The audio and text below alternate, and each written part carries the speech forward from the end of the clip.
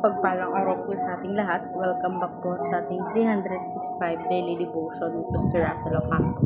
So, ang topic natin for today is integrity and reputation. At syempre, patuloy pa rin tayo sa ating Bible character nation. So, ang concept natin for today is dako pala tayo sa ating Bible scripture na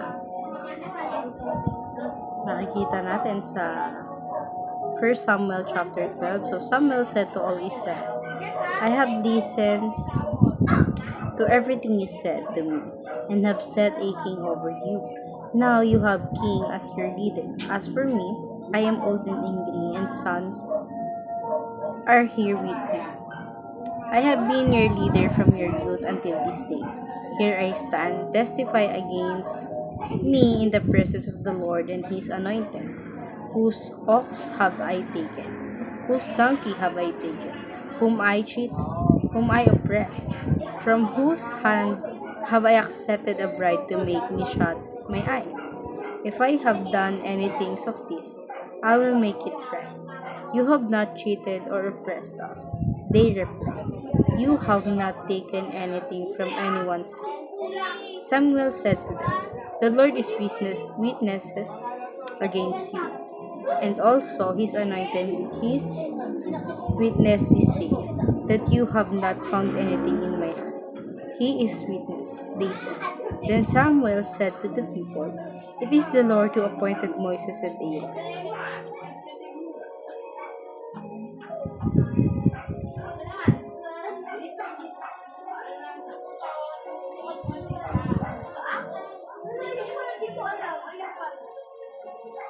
And brought your ancestor up out of Egypt, and then stand here, because I am going to confront you with evidence before the Lord as to all the righteous acts performed by the Lord for you and your ancestor. At ngayon po, share ko po yung mga natutunan ko sa naging topic natin for today. Magsisimula tayo sa ating teaching. First teaching natin, integrity is built in secret but exposed in public. So, yung isang tao, nag-build siya ng... So, minsan, nasa secret nila to, but then, si God, nakikita nila kung anong ginagawa ng tao. And syempre, sometimes, na-expose siya in public. Sa ating second teaching naman, integrity before God will withstand both public insecurity and divine judgment. So, bago yung Panginoong Kristo mag-judge sa isang tao, tinitignan niya yung isang credibility neto, and syempre, ay magiging divine judgment. So, sa ating third teaching naman, integrity is not perfection. It is a consistent repentance and recommitment to God. So, yung isang integrity, hindi siya perfect bilang isang gagawin ng isang tao. Ito'y dapat meron kang consistent gaya ng pananalig mo sa Panginoon, sa pakikinig ng salita sa Kanya, and syempre, yung repentance na gusto niya. So, dadako tayo sa ating application.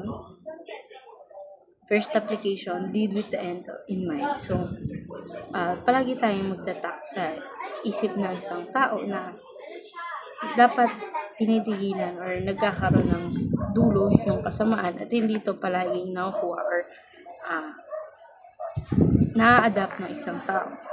Sa ating second application naman, observe private holiness. So, i-observe mo rin yung nagiging relationship mo kay God, hindi sa public, but then yung privacy na meron ka at siya.